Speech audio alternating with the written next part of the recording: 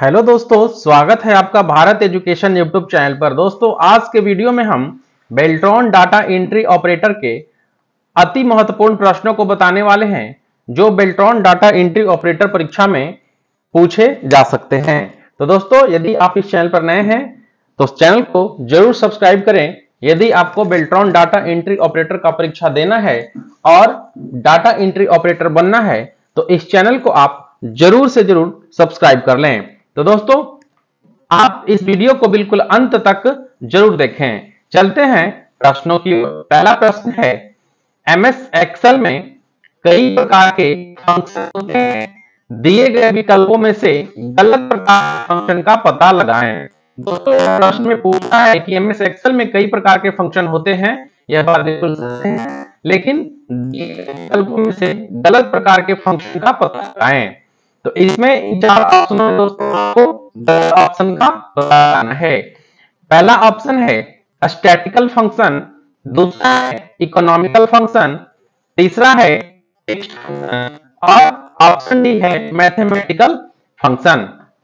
दोस्तों, MS Excel में जो फंक्शन होते हैं वह स्टैटिकल फंक्शन होते हैं, टेक्स्ट फंक्शन होते हैं और मैथमेटिकल फंक्शन होते हैं।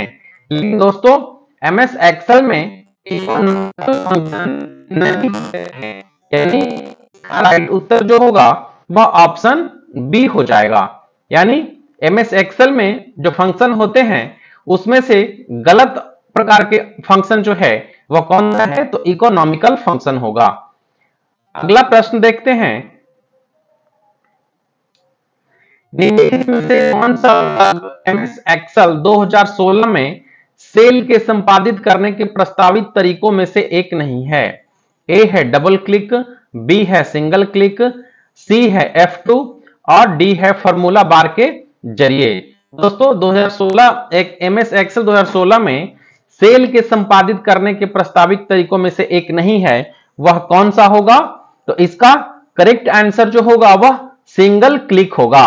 यानी एमएस एक्सेल 2016 में सेल के संपादित तरीकों के प्रस्तावित जो है वह सिंगल क्लिक नहीं होगा, यानी ऑप्शन बी इस प्रश्न का करेक्ट आंसर हो जाएगा। दोस्तों, यह प्रश्न जो है वेरी इंपॉर्टेंट है, आप इन प्रश्नों को जरूर याद रखें। अगला प्रश्न है, iOS, यूनिक्स, लिनक्स एवं विंडोज जैसे सॉफ्टवेयर किस प्रकार के होते हैं? ये है एप्लीकेशन प्रोग्राम, बी है परिचालन तंत्र या ऑपरेटिंग सिस्टम, सी है डिवाइस ड्राइवर्स और डी है भाषा प्रोसेसर।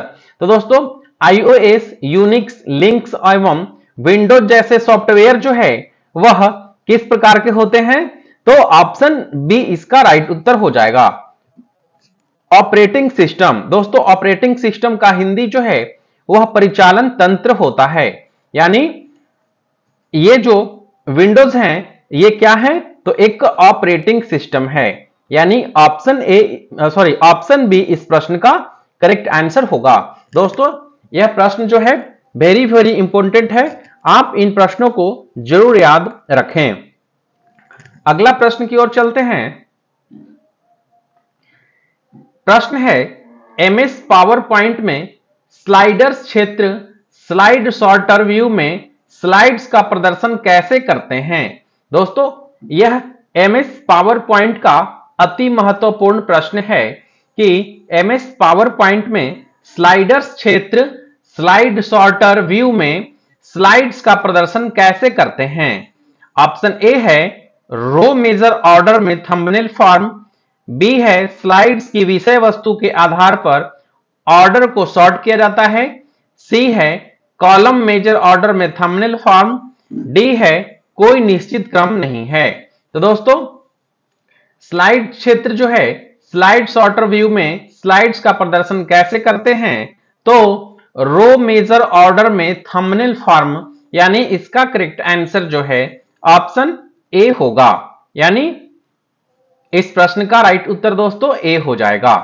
यह भी वेरी इंपॉर्टेंट प्रश्न है, इन प्रश्नों को आप जरूर याद कर रखें ताकि आपका परीक्षा में काम आ सके।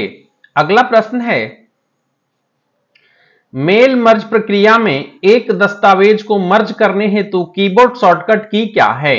दोस्तों, मेल मर्ज प्रक्रिया में एक दस्तावेज को मर्ज करने हेतु कीबोर्ड शॉर्टकट क्या है? ए है अल्ट शिफ्ट के, बी है अल्ट शिफ्ट एफ, सी है अल्ट शिफ्ट ई और डी है अल्ट शिफ्ट एन। तो दोस्तों, मेल मर्ज प्रक्रिया में किसी दस्तावेज को मर्ज करने हेतु कीबोर्ड का शॉर्टकट की जो है वह अल्ट शिफ्ट एन होगा। यानी किसी दस्तावेज को मर्ज करने के लिए अल्ट शिफ्ट एन का उपयोग करते हैं। तो इसका दोस्तों इस प्रश्न का करेक्ट आंसर जो है ऑप्शन डी होगा। अगला प्रश्न है, माइक्रोसॉफ्ट वर्ड दस्तावेज में किसी शब्द पर 2 बार लगातार दिए गए क्लिक एक खाली जगह का चयन करता है। यानी किसका चयन करता है? दोस्तों ऑप्शन है ए पेज, बी है पैराग्राफ, सी है वर्ड और डी है सेक्शन। दोस्तों एमएस वर्ड दस्तावेज में किसी शब्द पर 2 बार लगातार किए गए क्लिक एक किसका चयन करता है? तो दोस्तों लगातार किए गए 2 बार क्लिक जो है वह शब्द यानी वर्ड का चयन करता है। इसका करेक्ट आंसर ऑप्शन सी हो जाएगा। दोस्तों यह प्रश्न काफी इंपॉर्टेंट है, आप इन प्रश्नों को आप जरूर याद रखें। अगला प्रश्न को देखते हैं, एक प्रोग्राम या समूह जो कंप्यूटर के सभी संसाधनों का प्रबंधन करता है वह क्या होता है?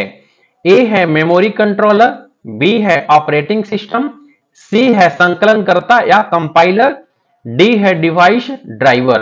दोस्तों एक प्रोग्राम या समूह कंप्यूटर के सभी संसाधनों का प्रबंधन करता है या मैनेजमेंट करता है वह क्या होता है? तो इसका करेक्ट आंसर हो जाएगा ऑपरेटिंग सिस्टम। यानी ऑपरेटिंग सिस्टम जो है कंप्यूटर के सभी संसाधनों का मैनेजमेंट करता है वह क्या है? तो ऑपरेटिंग सिस्टम है। यानी इसका करेक्ट आंसर ऑप्शन बी होगा। दोस्तों यह वेरी इंपॉर्टेंट प्रश्न है, इन प्रश्नों को आप जरूर याद रखें। अगला प्रश्न देखते हैं, निम्नलिखित में से कौन सा कीबोर्ड शॉर्टकट एमएस एक्सेल 2016 में चयनित पंक्ति को छिपाने के लिए उपयोग किया जाता है? दोस्तों आपको बताना है कि कौन सा कीबोर्ड शॉर्टकट यानी कौन सा शॉर्टकट की जो है एमएस एक्सेल 2016 में चयनित पंक्ति को छिपाने के लिए उपयोग किया जाता है। ऑप्शन ए है कंट्रोल 9, बी है कंट्रोल F5, सी है अल्ट शिफ्ट 9 और डी है अल्ट 1। दोस्तों यदि आपको इसका उत्तर पता है तो आप हमें कमेंट करके जरूर बताएं। और तो इस प्रश्न का राइट उत्तर जो है क्या होगा? तो कंट्रोल +9 होगा। यानी ए ऑप्शन जो है इसका करेक्ट उत्तर होगा। दोस्तों कीबोर्ड शॉर्टकट की कौन सा है जब चयनित पंक्ति को छिपाने के लिए उपयोग किया जाता है? तो इसका कंट्रोल +9 जो है यह करेक्ट आंसर हो जाएगा।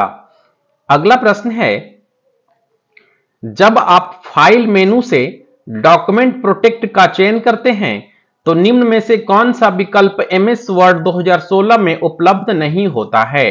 दोस्तों एक बार फिर से क्वेश्चन को रिपीट हम करते हैं, जब आप फाइल मेनू से डॉक्यूमेंट प्रोटेक्ट का चयन करते हैं तो निम्न में से कौन सा विकल्प एमएस वर्ड 2016 में उपलब्ध नहीं होता है? ए है हटाना प्रतिबंधित करें, बी है एक्सेस प्रतिबंधित करें, सी है संपादन प्रतिबंधित करें और डी है फाइल के रूप में चिन्हित करें। तो दोस्तों एमएस वर्ड 2016 में डॉक्यूमेंट प्रोटेक्ट का चयन जो है वह इनमें से कौन नहीं है? तो इसका करेक्ट आंसर हो जाएगा हटाना या प्रतिबंधित करें। यह बिल्कुल राइट उत्तर हो जाएगा।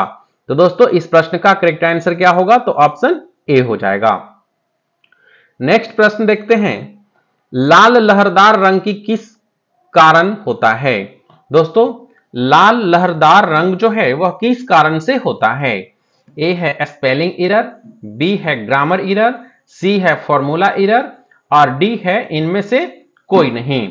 तो दोस्तों यह प्रश्न जो है बिल्कुल सिंपल सा क्वेश्चन है, इसका उत्तर आप सभी लोगों को पता होगा और जिनको पता है वो कमेंट सेक्शन में हमें जरूर बताएं कि लाल लहरदार रंग जो है किस कारण से होता है।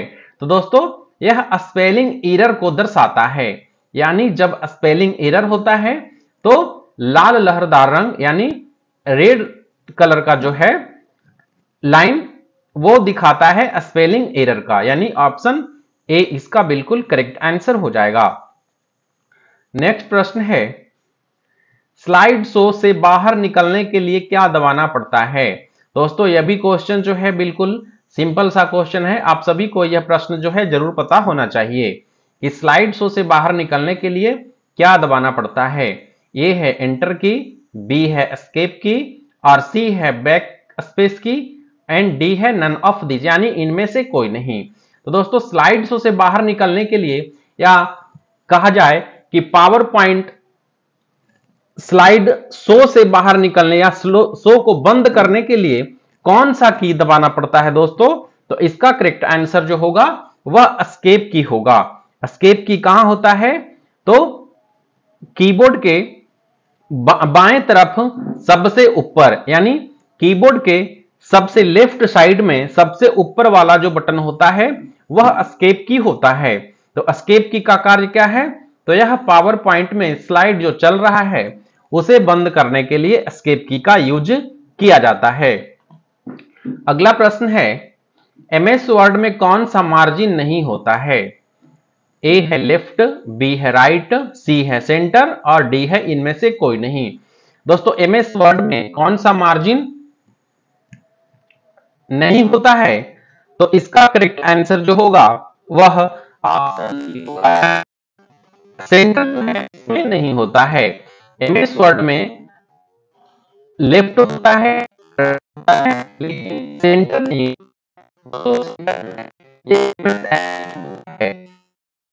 तो जो है ऑप्शन सी हो जाएगा।